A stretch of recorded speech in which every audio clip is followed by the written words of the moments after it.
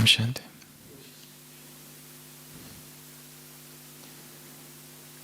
त्याग पर बोलना सहज है,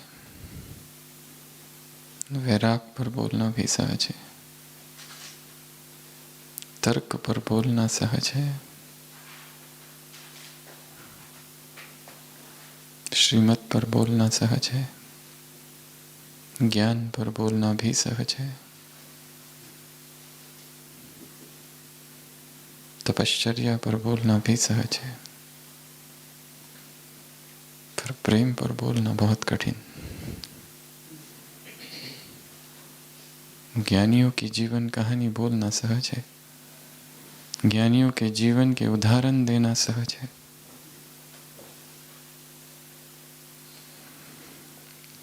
परंतु प्रेम पर बोलना सबसे मुश्किल काम है, क्योंकि प्रेम कोई शास्त्र नहीं, प्रेम संगीत है।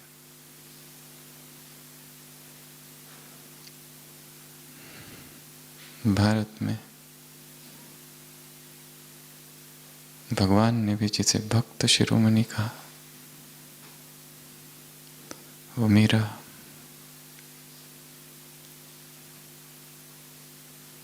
मीरा ने कोई शास्त्र नहीं लिखे, उसके गीतों में कोई लयबद्ध था, कोई गणित नहीं है। वो किसी को दिखाने के लिए नहीं लिख रही थी, वो नाच रही है, परंतु उसने कोई क्लासेस ज्वाइन नहीं किए हैं नृत्य सीखने के। अंतस चेतना से पुकार है प्रभु की, वो उसके गीतों में झलकती है।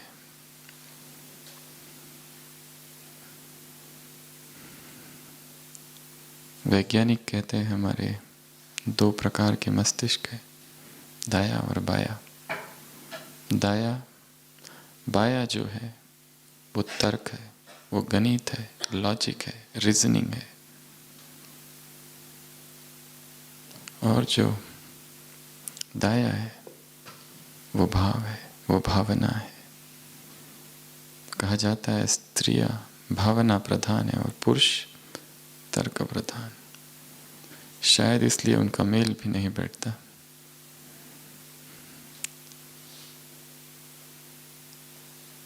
ऐसे कई संप्रदाय हुए जहां पर भक्तों ने अपने आप को स्त्री समझा, कृष्ण की पत्नी समझा, कृष्ण की प्रेयसी समझा, स्त्रियों जैसे वस्त्र पहने, कृष्ण की मूर्ति को अपने पास रखा और जीवन भर भक्ति की। ऐसी कुछ स्त्रियां भी है जिन्होंने ज्ञान मार्ग को चुना।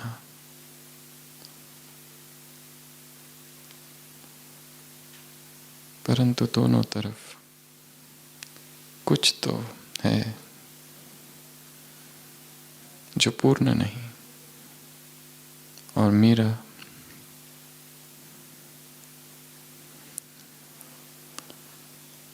जो स्वयं स्त्री है और इस वजह से उसने जो कुछ कहा, जो कुछ लिखा और जो उसका जीवन था, जो कुछ अभिव्यक्ति की, वो बहुत बहुत सत्य मालूम पड़ती है।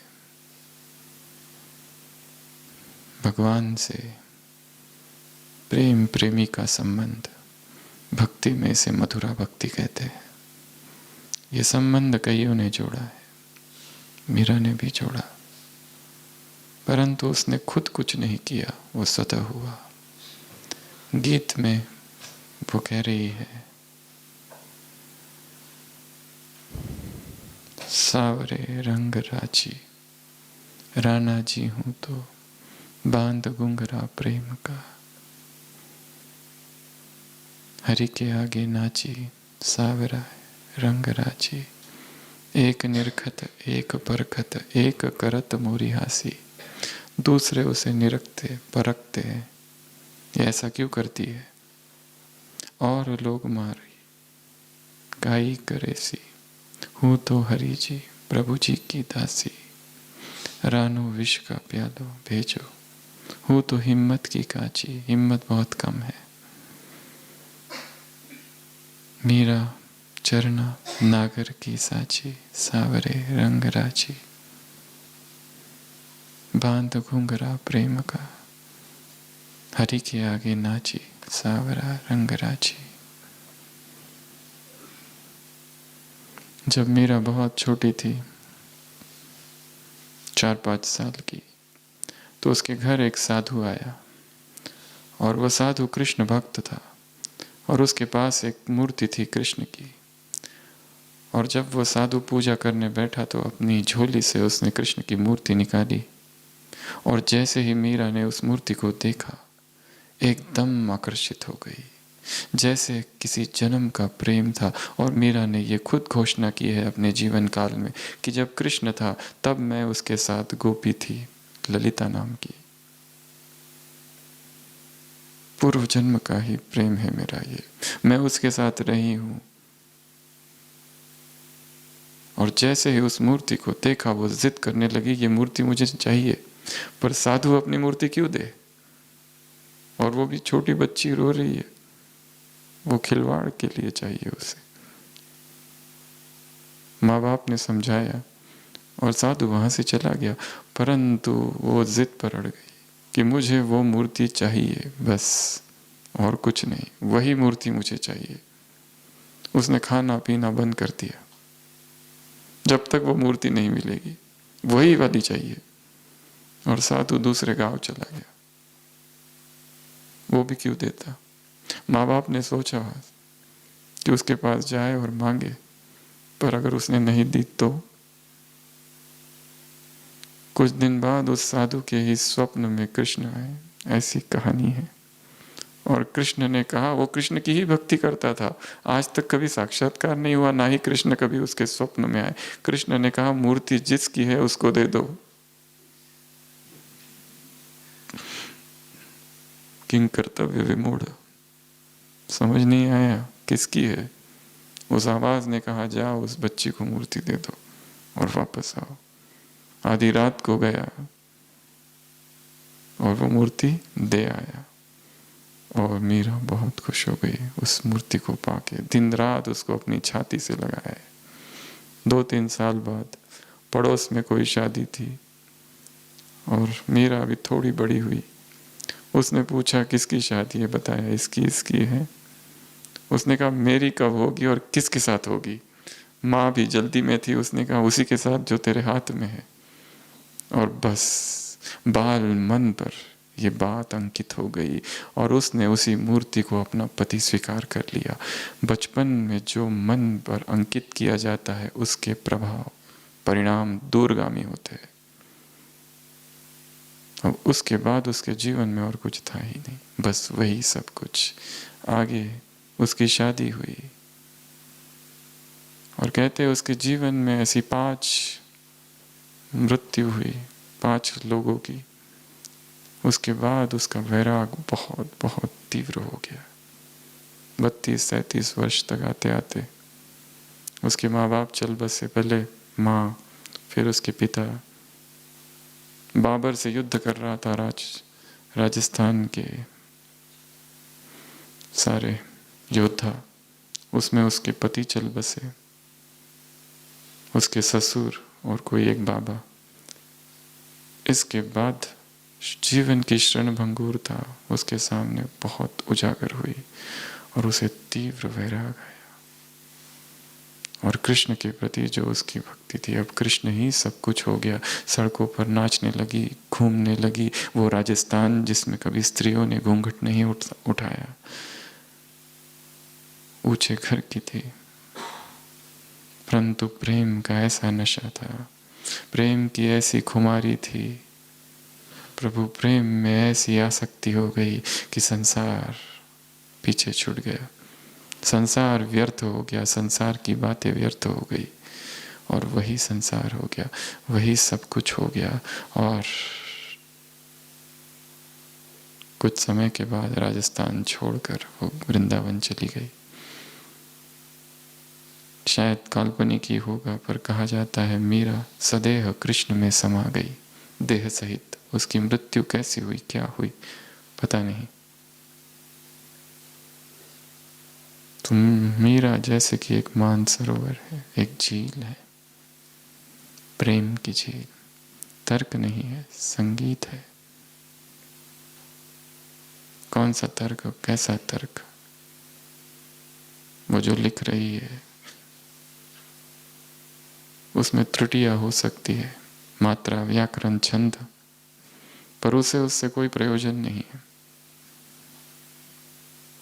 उसका मन उसमें लगा हुआ है। यहाँ तक कि जब संगम युग पर भगवान आए धरती पर, तो उस भगवान ने भी मीरा को क्या कहा? भक्त शिरोमणि। तो ये जो टॉपिक है प्रेम का, बड़ा कठिन है। इस पर क्या बोले और कैसे बोले, पर आज की मुरली इसी टॉपिक पर है, आत्मा और परमात्मा के मिलन पर। जन जन की प्यास थी। नहीं तो ये नहीं हो सकता कि किसी मूर्ति को देख ले और छोटी बच्ची इतनी आकर्षित हो जाए। जन जन की भक्ति थी, जन जन की आराधना थी, कई जन्मों से खोज रही थी जैसे आत्मा, और उसे वो मिल गया। हमने भी जन जन से उसको पुकारा है, हमने भी जन जन से उसकी बहुत अनन्य भक्ति की है, परिणाम स्वरूप वो अब मिला है। तो आज की मुरली आत्मा और परमात्मा के मिलन पर है। वो माशुक और बाकी सब आशिक, वो प्रेमी और बाकी सब प्रेयसी। इस मिलन की 8 बातें आज की मुरली में वर्णित है। सबसे पहला कि मिलन कब होता है। दूसरा, कौन सी फीलिंग्स है इस मिलन में। तीसरा, कहाँ होता है। चौथा, अनुभव क्या है। पांचवा, इस मिलन में वो जो सारे आशिक हैं उनकी क्या निशानी है। अगला, नाज नखरे क्या है आशिकों के, हाथ और साथ। और लास्ट, पर्सनल लव। तो सबसे पहली बात इस मिलन की, ये मिलन कब होता है। मुरली की पहली लाइन, मिलन कब होता है। अब, इस समय। जन जन से जिसे ढूंढा, जिसे खोजा, जिसके लिए तपस्या की, जिसके लिए गृह त्याग किया, वो अब मिला है। इसलिए अपने पूर्व जन्मों को देखना है, बीच बीच में कहाँ कहाँ हमने उसे ढूंढा होगा, किन किन गुरुओं की शरण में गए होंगे, क्या क्या व्रत उपवास नेम किए होंगे उसके लिए। उस सब का फल अब मुझे मिला है कि भगवान से मिलन हुआ है। तो ये बाबा ने कहा, आशिक और माशिक का मिलन कब होता है। संगम युग पर। दूसरी बात, फीलिंग्स, कौन सी भावनाएं हैं। तो वो माशुक इन आशिकों को देखकर हर्षित होता है, क्योंकि एक एक आशिक ने ढूंढा है, पाया है, मेहनत की है, भटके है बहुत। बाबा ने कहा, रूहानी आकर्षण ने आकर्षित किया है सबको। किसने आकर्षित किया है। रूहानी आकर्षण ने। स्वयं से ही प्रश्न पूछना है मेरे अंदर, बाबा के लिए वो रूहानी आकर्षण कितना है। रात में सोऊं तो ऐसे लगे कि कब जाकर उठूं और मिलन हो जाए, कब सुबह हो। रूहानी आकर्षण। बाबा ने कहा, यथार्थ ठिकाने पर पहुंच गए भटक भटक के, और ये भी सच्चा माशुक है। तो कौन सी भावनाएं, फीलिंग्स ड्यूरिंग मीटिंग। हर्ष की, जब वो हमको देखता होगा तो बहुत खुश होता होगा कि ये वो आत्मा है जिन्होंने मुझे इतना ढूंढा और अब जाकर मिली है मुझसे। तो हमें भी वही खुशी होनी चाहिए कि वो हमें मिल गया। तीसरा प्रश्न, कहाँ पर मिलन हुआ? ये कहाँ पर? 3 जगह पर मिलन हुआ है। कौन कौन से? सागर के ऊपर, सागर के किनारे, और गार्डन में, और नहीं, महफिल, महफिल, महफिल में मिलन हुआ है, बगीचे में मिलन हुआ है, रूहानी बगीचे में मिलन हुआ है। जिस बगीचे का एक एक फूल बहुत विशेष है और खुशबू फैलाने वाला है, और एक फूल ना मिले दूसरे फूल से, सबकी खुशबू अलग अलग, सबके रंग अलग अलग, कोई सिमेट्री नहीं है, अलग अलग फूल है। जापान में ज़ेन गार्डन होते हैं, जैसे यहाँ के जो गार्डन्स हैं वो, उसमें बड़ी सिमेट्री है। एक झाड़ ऐसा है तो दूसरा भी वैसा ही, एक झाड़ियों को ऐसी कटाई की गई है तो दूसरी की भी वैसी ही। पर एक दूसरे प्रकार के गार्डन होते हैं, नैसर्गिक, जैसे है वैसे। जैसे जंगल कैसा होता है, एक झाड़ इधर एक झाड़ उधर, एक झाड़ ना मिले दूसरे झाड़ से, उसमें ज़्यादा सौंदर्य होता है। तो ये गार्डन भी ऐसा है, नेचुरल गार्डन है जिसमें एक एक आत्मा अलग अलग है। तो इस गार्डन में मिलन हो रहा है, बीच पर मिलन हो रहा है। यह ऐसा प्राइवेट बीच है जिसमें हजारों के बीच हर एक प्राइवेट है।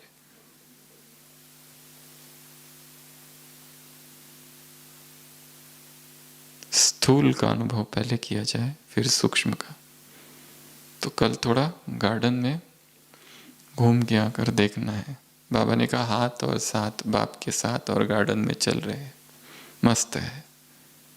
बीच, सागर, सागर के किनारे में बैठकर सागर को देखते देखते याद में रहना बहुत अच्छा अभ्यास है।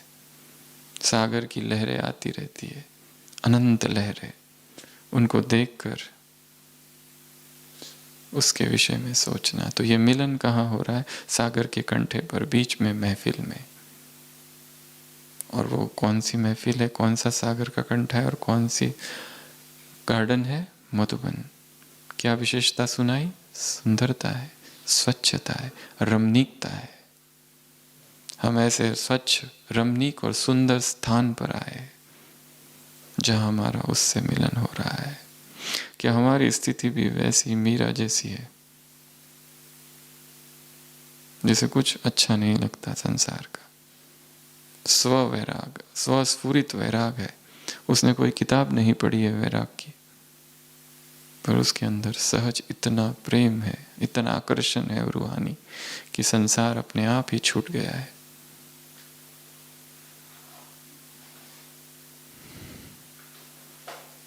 बाबा ने कहा है यहाँ सब सहज है, याद सहज है, भोजन की चिंता नहीं, जॉब की चिंता नहीं, मोहब्बत की लकीर के अंदर आए हो, मेहनत से छूट गए।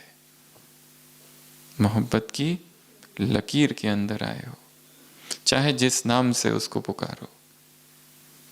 तो कभी एक योग इस पर भी करना है, मैं कहाँ हूं, कहाँ हूं, कौन सी जगह है ये? तो कल के लिए होमवर्क, कितने नाम निकालेंगे मधुबन के? 1000। मन ही मन सोचते रहना, मैं कहाँ हूँ? मधुबन में हूँ, पीस पार्क में हूँ, चैतन्य देलवाड़ा में हूँ, अचल घर में हूँ, ओम शांति भवन में हूँ, कुंज भवन, विशाल भवन, टीचर्स ट्रेनिंग सेंटर में हूँ, प्रजापिता ब्रह्मा कुमारी ईश्वरीय विश्वविद्यालय के मुख्यालय में हूँ, मेडिटेशन हॉल में हूँ, शांति स्तंभ में हूँ, शांति वन में हूँ, ज्ञान सरोवर में हूँ, शांति सरोवर में हूँ, ओम शांति रिट्रीट सेंटर में हूँ, ग्लोबल हॉस्पिटल में हूँ, पीस पार्क में हूँ और अचलगढ़, गुरु शिखर, गुरुमुख, गौमुख में हूँ। जितने बिल्डिंगों के नाम हैं सारे याद करके रखो, काम आएंगे। ज्ञान विज्ञान भवन में ज्ञान विज्ञान के प्रयोग करने वाली आत्मा हूँ, सुखधाम में हूँ,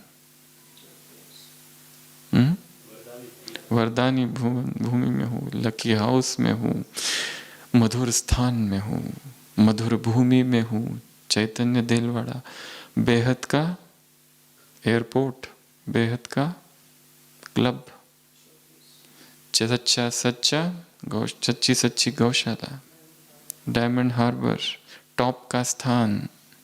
मैं इन सब स्थानों पर हूँ। याद दिलाना है अपने आप को, मैं कहाँ हूँ, मैं कहाँ हूँ। परिवर्तन भूमि में हूँ, तपोभूमि में हूँ, कर्म भूमि में हूँ, ब्रह्मा की कर्मातीत भूमि में हूँ, वैराग्य भूमि में हूँ, परमात्मा मिलन भूमि में हूँ, परमात्मा अवतरण भूमि में हूँ। मैं कहाँ हूँ? पवित्र भूमि में हूँ, सबसे बड़े तीर्थ स्थान जगत का, वहां पर मैं हूँ। तो कितनी पवित्रता मेरे अंदर होनी चाहिए।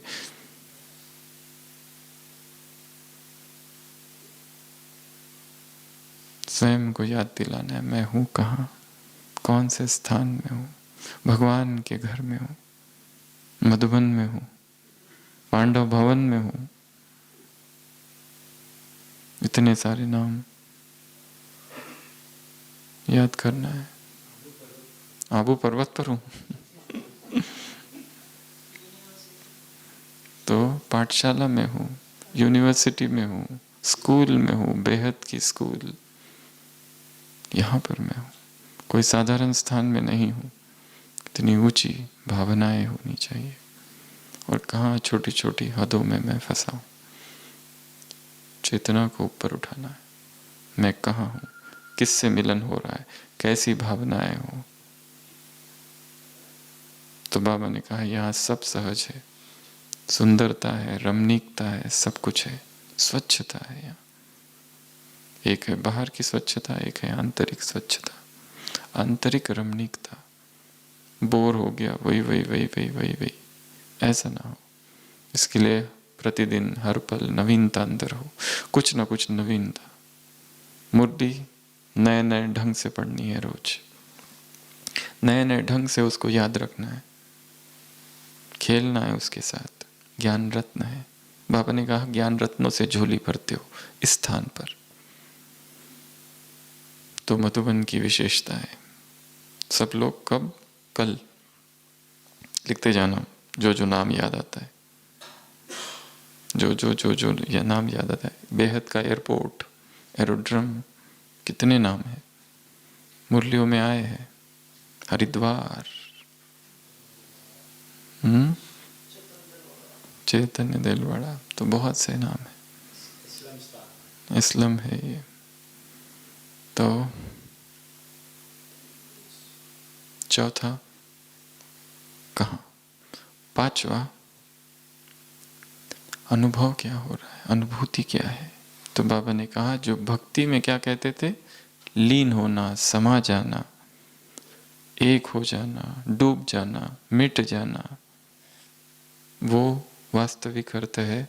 क्योंकि आत्मा इंडिपेंडेंट अस्तित्व है, वो कभी मर्ज नहीं होती है। परंतु हाँ, प्रेम में ऐसी डूब जाती है कि दोनों समान हो जाते हैं। यह अनुभव यहाँ करके देखना है कि मैं आत्मा उसमें समा गई। ये योग का भी प्रयोग है। परम धाम में मैं आत्मा गई और उसमें डूब गई, एक हो गए। अब दो नहीं रहे, एक हो गए। जो वो मैं। ये बहुत अच्छा योग है। और लंबे समय इस अवस्था में रहना जिसमें जीरो बॉडी कॉन्शियसनेस, शरीर जैसे है ही नहीं। भारत के योगियों के लिए कहते हैं जब वो योग मुद्रा में बैठते थे और कोई पहलवान से पहलवान भी व्यक्ति आ जाए और उनको हिलाने की कोशिश करे, हाथ जो लॉक हो गए, हाथ नहीं निकाल सकते थे उनके। पैरों को अगर हिलाने की कोशिश करे तो भी नहीं हिला सकते थे। और जब तपस्या पूरी होती थी फूल जैसा उड़ जाते थे। पर एक बार बैठ गए फिर कोई उनको हिला नहीं सकता, हाथ भी नहीं हिला सकते थे उनके। इतनी ऊर्जा, इतनी योग बल, इतनी पावर अंदर आ जाती है कि कोई हिला नहीं सकता। तो वो तब होगा जब शरीर जैसे है ही नहीं, शरीर को स्थिर रखने का अभ्यास करना है, तो ही मन स्थिर होगा। शरीर हिलते रहेगा तो मन भी हिलते रहेगा। इसके लिए देह स्थिर तो मन स्थिर। इसके लिए छोटे छोटे अभ्यास करने। क्लास में बैठे अभ्यास करो एक ही मुद्रा में बैठना, इधर से हाथ इधर, इधर से हाथ इधर, इधर का पैर उधर, उधर का पैर इधर। ये भी तपस्या का एक अंग है, एक ही आसन में स्थित हो जाना। क्योंकि एक आसन में जब भी स्थित होते हैं अचानक शरीर ही बना जाता है थोड़ी देर में, और फिर आत्मा ऊपर उड़ने लगती है, और फिर आगे की यात्रा आत्मा का परमात्मा से मिलन, समा जाना, डूब जाना, खो जाना। जैसे मैं कौन हूं, सागर का नमक का पुतला, और कूद गया हूं सागर में। क्या करने के लिए? देखने के लिए, जांच पड़ताल करने के लिए कितना गहरा है। और नीचे जा रहा हूं, जा रहा हूं, जा रहा हूं, जा रहा हूं, जा रहा हूं। अब आएगा कौन वापस? मैं तो हूं ही नहीं। अब वो और मैं एक हो गए। तो ये अनुभव।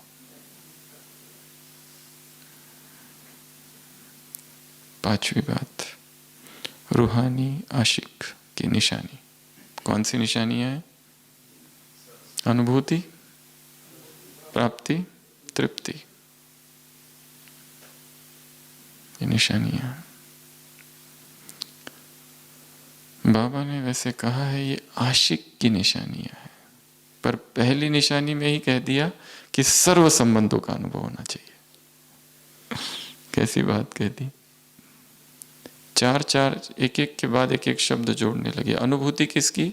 संबंध की। पर संबंध की होने से नहीं होगी, सर्व संबंध की। एक विशेषण और जोड़ दिया, पर सर्व संबंध की होने से कुछ नहीं होगा। हर समय होनी चाहिए, समय जोड़ दिया। और वो भी होनी चाहिए, और एक शब्द जोड़ दिया, दिल से होनी चाहिए। थोड़ा सा चालू किया पर विशेषण जोड़ते जोड़ते बड़ा कर दिया उसको। अनुभव होना चाहिए, हर रूहानी आशिक को ये अनुभव होना चाहिए। कौन सा अनुभव? सर्व संबंधों का अनुभव। वो केवल माशूकी नहीं है, सब है। क्यों सब है? अगर सब है तो फिर उस संबंध से जिस जिसकी याद आती है उधर बुद्धि नहीं जाएगी। सर्व संबंध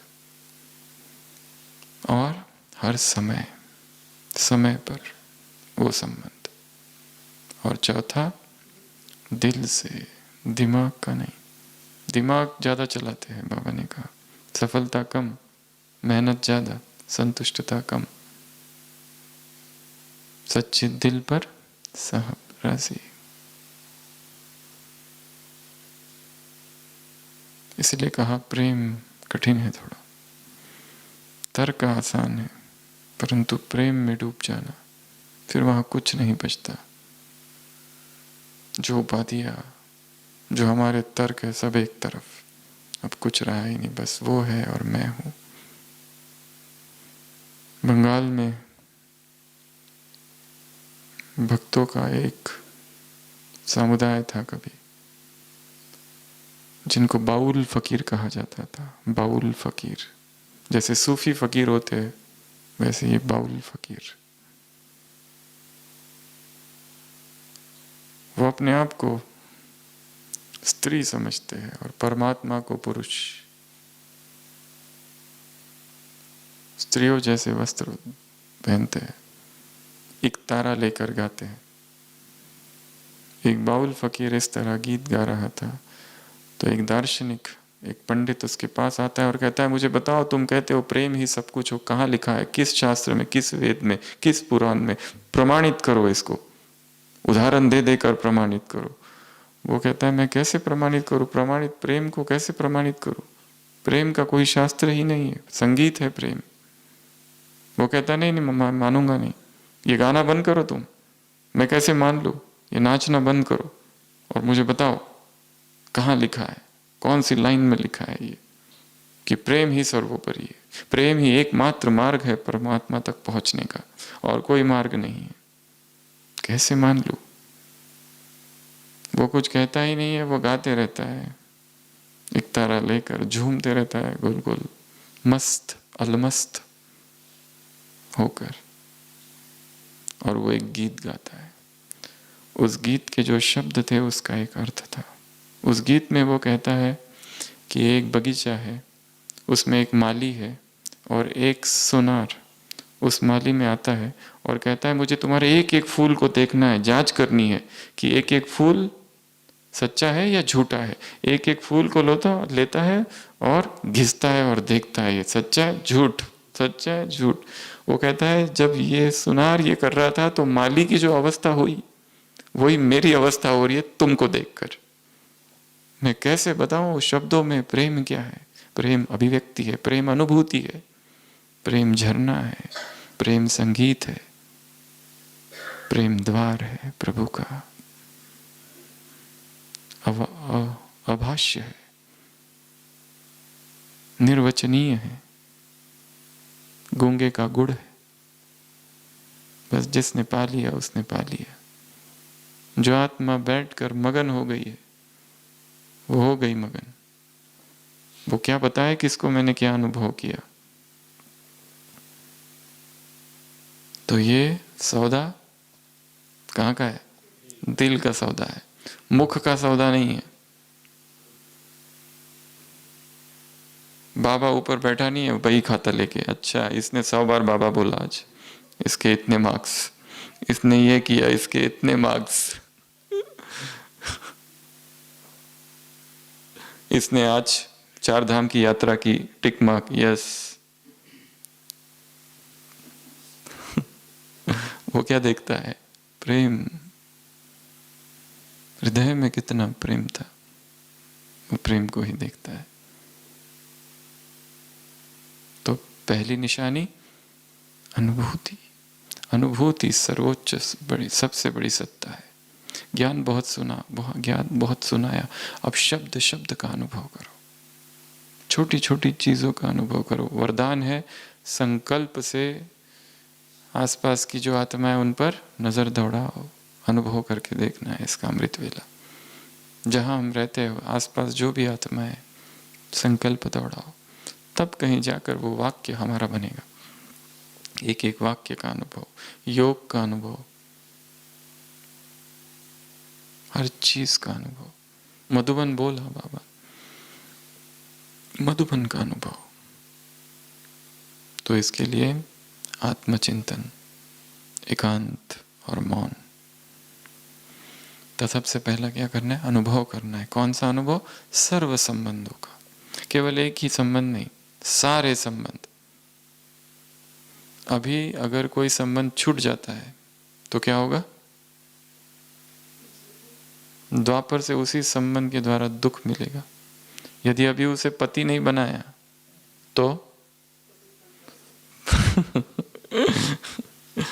कोई ना कोई वो संबंध से उस दुख मिलेगा। फिर इसके लिए सारे संबंध, बच्चा भी वही, पति भी वही, सारे संबंधों से उसको याद करना। अलग अलग समय में अलग अलग रीति से उसको याद करना, तो रमणीकता होगी। वो गाइड है, वो कोच है, वो टीचर है, वो ट्यूटर है। जीवन में समस्या है, गाइड के पास जाओ, वो बताएगा क्या करेगा। सदगुरु है, उससे पूछो। जब भी राजाओं को कोई समस्या आती थी तो कहाँ जाते थे? गुरुओं के पास जाते थे। पूछो उसको। बाबा ने कई बार कहा है मुझसे राय लो, मैं बताऊंगा क्या करना है। तो पहला अनुभूति, दूसरा प्राप्ति। बाप तो माना पर मिला क्या? सदगुरु तो माना, मिला क्या? मास्टर सर्वशक्तिवान हूँ, मास्टर सर्वशक्तिवान हूँ, पर शक्ति का कोई अनुभव ही नहीं। प्राप्ति होनी चाहिए। तो स्वमान का भी अभ्यास, संबंधों का भी अभ्यास। स्वमान लिया, उसकी गहराई में जाना। मैं महावीर हूँ अर्थात महावीर जैसे कार्य करके दिखाने। स्थूल पहले, फिर सूक्ष्म। हर चीज स्थूल से चालू करके सूक्ष्म में जाना है, तो प्राप्तियां। तीसरा तृप्ति, भूख, शरीर की भूख और मन की भूख।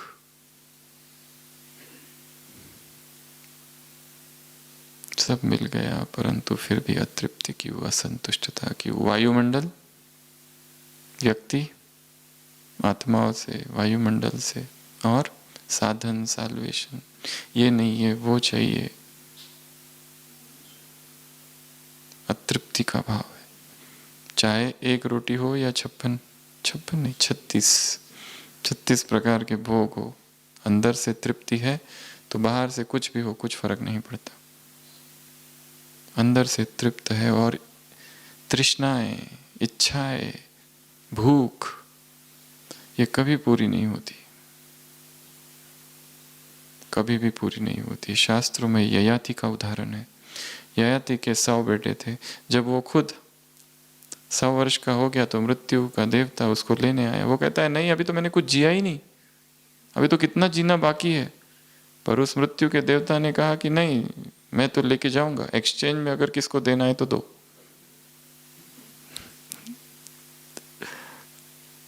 तो अपने बेटों से पूछना चालू करता है।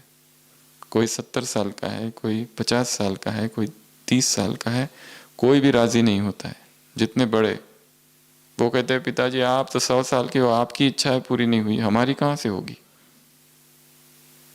पर जो सबसे छोटा बेटा होता है 10-12 साल का, वो राजी हो जाता है। वो कहता है ठीक है, मुझे ले जाओ। क्यों? वो कहता है जब इतने वर्ष जीने के बाद आपकी इच्छा पूरी नहीं हुई है सारी, तो क्या फायदा ऐसा जीने से। और वो उस बच्चे को ले जाता है। 100 वर्ष फिर पूरे हो जाते हैं, फिर वो देवता आता है मृत्यु का। आप कहते हैं अब चलो। ययाति कहते हैं अभी तो हुआ कहाँ पूरा, कुछ भी नहीं हुआ, अब तो सारे भोग कहाँ भोगे अभी तक। जितने भोग हमको नहीं भोगते, हम भोग को नहीं भोगते, भोग हमको भोगते रहते हैं। हम खाना नहीं खाता, खाना हमको खाता है।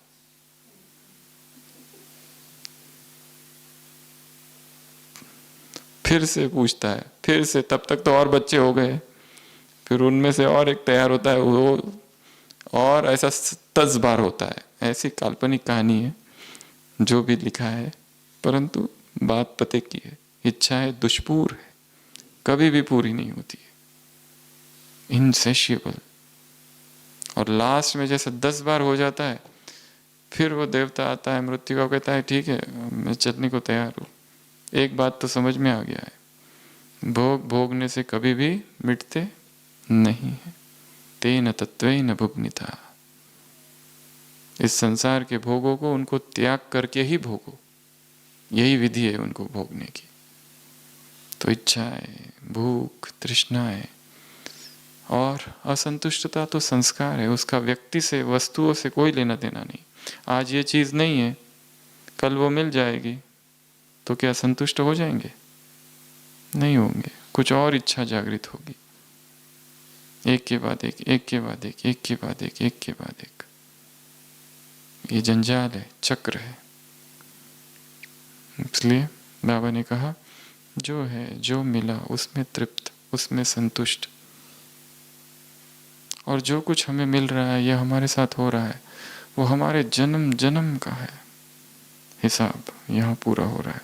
जिन आत्माओं के साथ हम हैं, कितने जन्मों में हमारा उनके साथ क्या क्या हिसाब था। तो तृप्ति, तो रूहानी आशिकों की 3 निशानियां, गहन अनुभूति, हर चीज की अनुभूति करनी, हर संबंध की अनुभूति, हर समान की अनुभूति। काम करना पड़ेगा, ये इतना आसान काम नहीं है। इसमें टाइम देना पड़ेगा और इसके ऊपर काम करना पड़ेगा कि मुझे इस पर काम करना है आज, क्योंकि व्यस्तता इतनी ज़्यादा है कि सब कुछ भूल जाता है सेवाओं में। मेन काम रह जाता है। दूसरा, प्राप्ति क्या क्या हुई, और तीसरा, मैं संतुष्ट मणि हूँ। संतुष्ट मणियों का प्रकाश सब जगह फैलता है। कुछ भी नहीं चाहिए, कुछ भी नहीं चाहिए, सब मिल चुका है। और जो ऐसा इस स्थिति में रहता है उसे सब कुछ मिलते रहता है। और जो संतुष्टता उस तितली की तरह है, वस्तु है, उसके पीछे भागो तो और भागती है। शांति से बैठ जाओ, यहां आके बैठ जाती है तितली, बटरफ्लाई।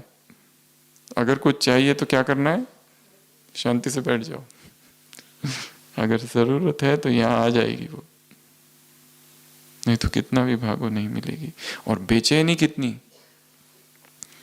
किराए के घर में रहते हैं, हमें अपना घर चाहिए, अपना घर चाहिए, अपना घर चाहिए, बेचैनी है। फिर अपना घर बनाने के लिए 5 साल लगा दिए। किस लिए बना रहे घर, ताकि सुख चैन और शांति से जी सके। ये रोज की खिटखिट ना हो घर मालिक। और घर बन गया 5 साल के बाद, पर ये 5 साल बेचैन रहे।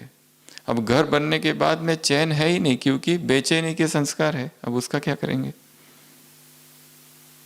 5 साल में नए संस्कार बन गए, व्याकुलता के, बेचैनी के, टेंशन के, स्ट्रेस के। घर तो आ गया पर बेचैनी है अभी भी। तो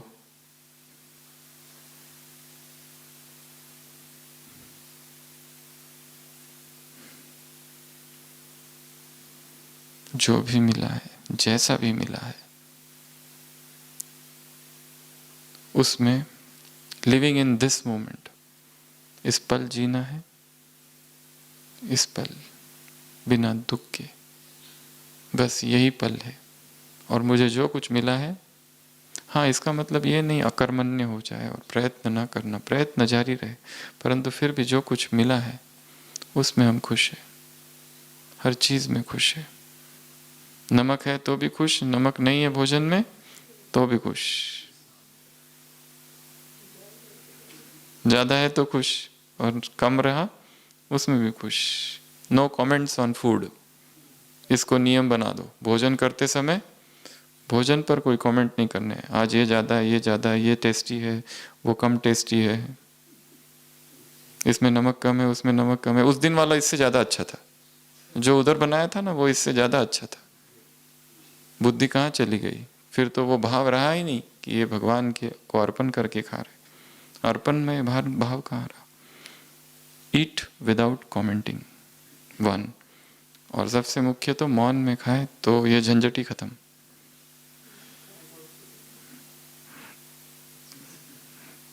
और अपने थाली में देख कर खाना, इधर उधर नहीं, इधर क्या है, उधर क्या है, इसकी इसमें क्या है, उसके इसमें क्या है। संतुष्ट मणि बनना अर्थात छोटी छोटी चीजों पर काम करना पड़ेगा, छोटी छोटी चीजों पर। उसके पास 4 जूते, हमारे पास 1।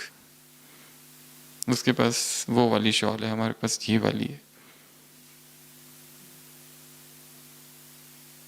स्थूल पे काम करना है, छोटी छोटी चीजों पर काम करना है, तो वो बड़ी वाली संतुष्टता आएगी। फिर छोटी छोटी, ये कमरा ऐसा ही है, हमको ये कमरा ही बदलना है। कमरा तो बदल जाएगा, मन तो वही रहेगा ना। फिर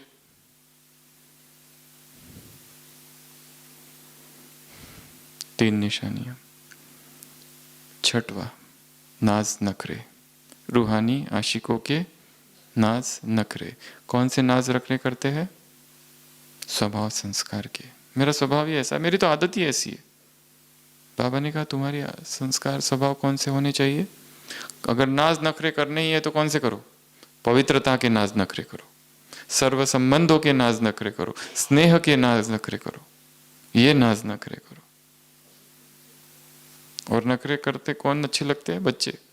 बड़े अच्छे नहीं लगते, आर्टिफिशियल लगेगा, ये भी कहा है उसमें।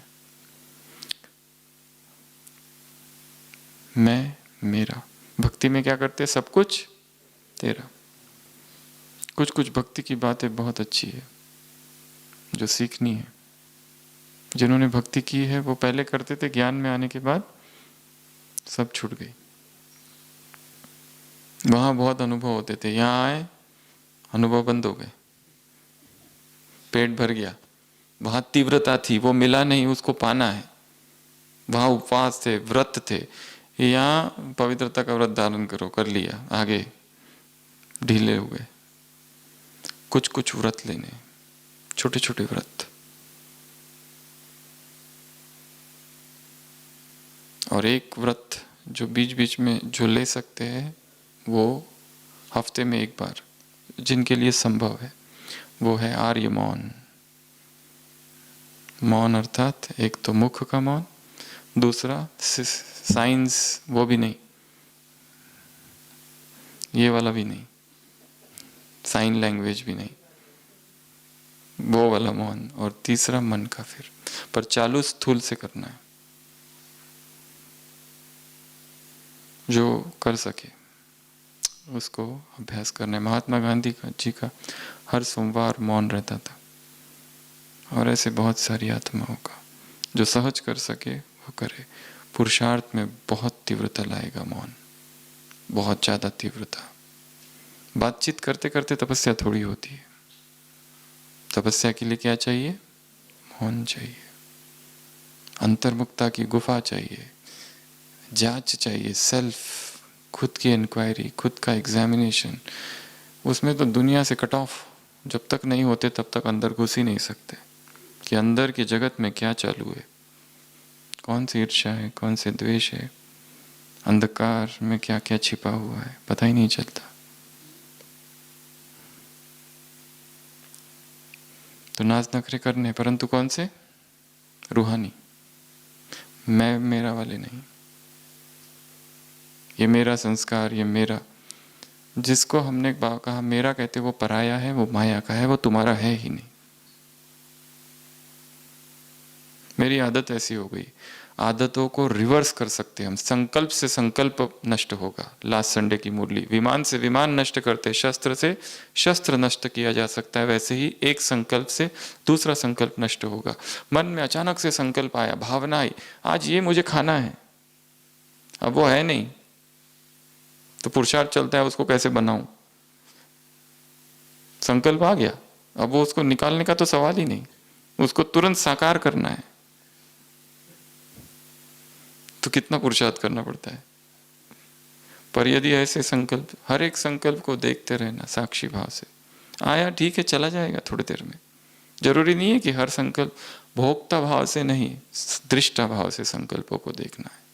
भोक्ता भाव से इच्छाएं आएगी, उसमें कोई बुरी बात नहीं है। अपने आप को ये करने की जरूरत नहीं है, ये कैसे आई मेरे अंदर, आई बहुत अच्छी, ठीक है, रहे, देखते रहना, थोड़ी देर रहेगी चली जाएगी।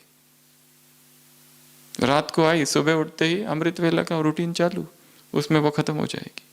हर एक इच्छा, हर एक संकल्प, हर एक विचार, हर एक भावना जो भी मन में उठ रहा है, उदय लय, उत्पात विलय, उत्पात लय, वो आ रही है, जा रही है, आ रही है, लहरें है, उसको साक्षी होकर देखो, बस तटस्थ, चली जाएगी।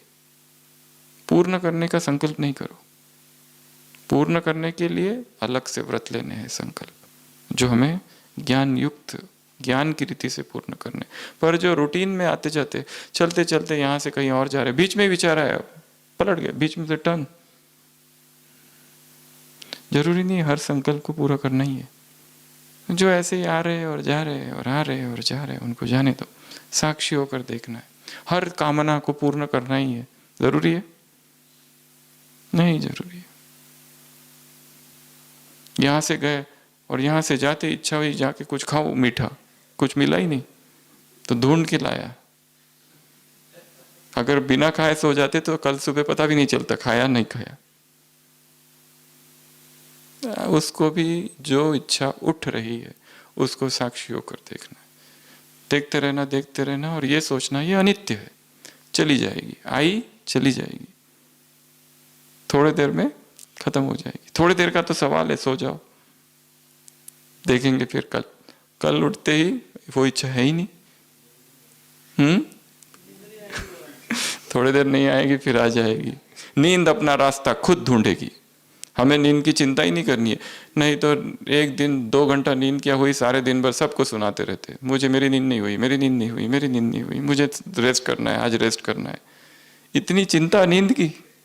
नींद अपना रास्ता खुद ढूंढेगी, चिंता करने की जरूरत ही नहीं है। चाहे रात में कम नींद हुई, पर दिनचर्या वैसे ही रखो जो रूटीन है, वो नींद ढूंढ लेगी अपना रास्ता, उसको पता है। नींद की बहुत ज्यादा चिंता करने की चाहिए। चिंता करो याद की, ऐसी कोई चिंता नहीं करता। मेरा तो अमृत वेला रोज 3 घंटे का रहता है, आज 1 ही घंटा हुआ, वो चिंता नहीं होती है। नींद की चिंता ज्यादा होती है। आज मैंने नाश्ता नहीं किया, नाश्ता नहीं किया, भोजन की चिंता ज्यादा होती है।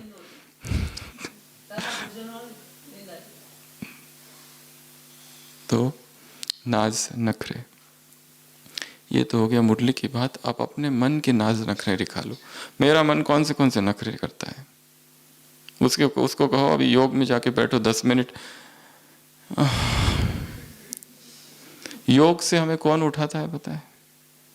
पैर का दर्द नहीं उठाता है कभी भी। मन की बेचैनी हमें योग से उठने पर मजबूर करती है हमेशा। It is the restlessness that makes you get up from yoga, not the pains in the legs. पैरों में जो दर्द हो रहा है वो कभी नहीं उठाता है। क्या उठाता है? बेचैनी। क्योंकि योग में बैठने के बाद ही 1 घंटे के बाद मन में विचार आता है उठो, पर उसको साक्षी होकर देखना है। इसका तो काम ही है बोलना, जरूरी थोड़ी ना इसका सुनना है हर बात। बोलने दो उसको। बैठे रहना तटस्थ, संकल्प ले लिया ना, उसको सफल होकर ही उठना। फिर विजय संकल्प। योग में बैठते समय तिलक लगाओ, अभी 1 घंटा बिल्कुल हिलना ही नहीं है, 1 घंटे के बाद ही उठेंगे, सफल होके ही उठना है फिर। या जो भी संकल्प, आधा घंटा 1 घंटा जो भी, उसके पहले नहीं। और उसके ऐसा जब करेंगे तो बहुत विचार आएंगे, उठो उठो उठो, कुछ करो, इधर दर्द हो रहा है, हाय राम, घुटना गया, पूरा सुन हो गया पैर, हाथ लगाओ, इसको तो कुछ भी सेंसेशन ही नहीं है।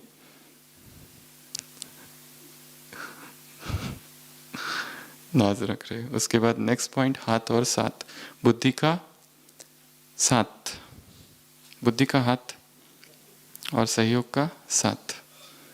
ये दो दृष्टि में, आशिक की दृष्टि में, वृत्ति में और सृष्टि में एक माशूक हो। कितना अच्छा वाक्य है। दृष्टि में, वृत्ति में और सृष्टि में एक माशूक हो। और लास्ट 8वां पॉइंट, पर्सनल लव। बाबा का हर एक से क्या है? पर्सनल, व्यक्तिगत प्रेम है हर एक से।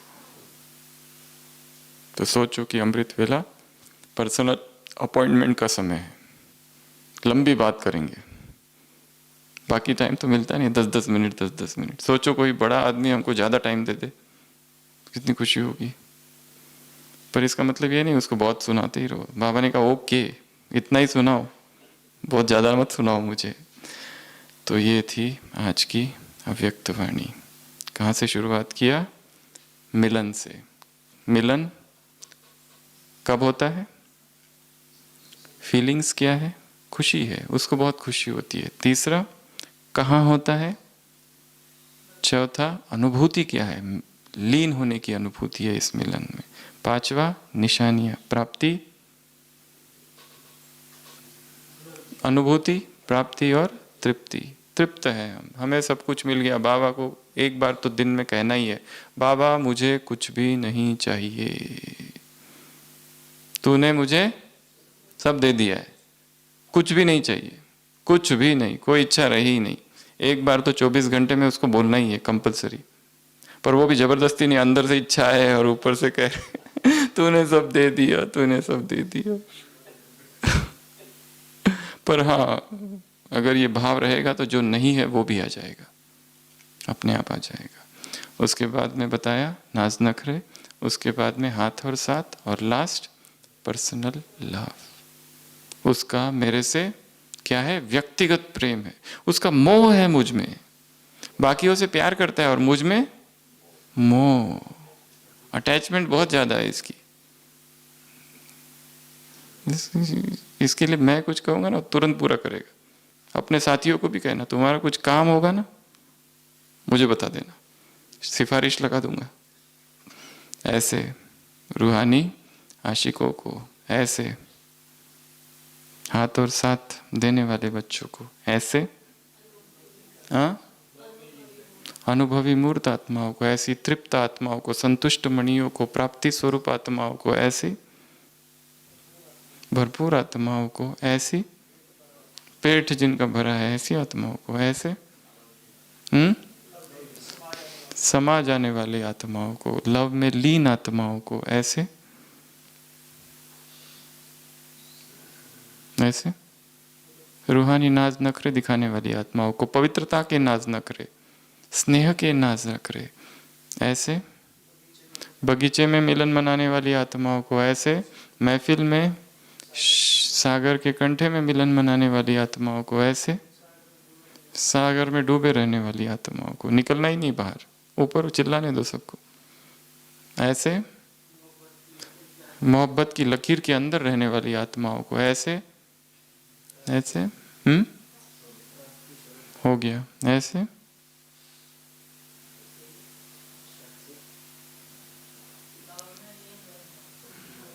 ऐसे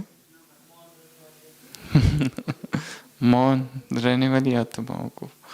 तो मुरलियों में सोमान है, मुरलियों में प्रेम की बातें हैं, ज्ञान की बातें हैं, पॉइंट्स, गहरी गहरी पॉइंट्स है, डेप्थ में जाना है, बहुत डीप, और कोई एक पॉइंट को लेकर लंबा समय उसका चिंतन, उसका विस्तार करना है।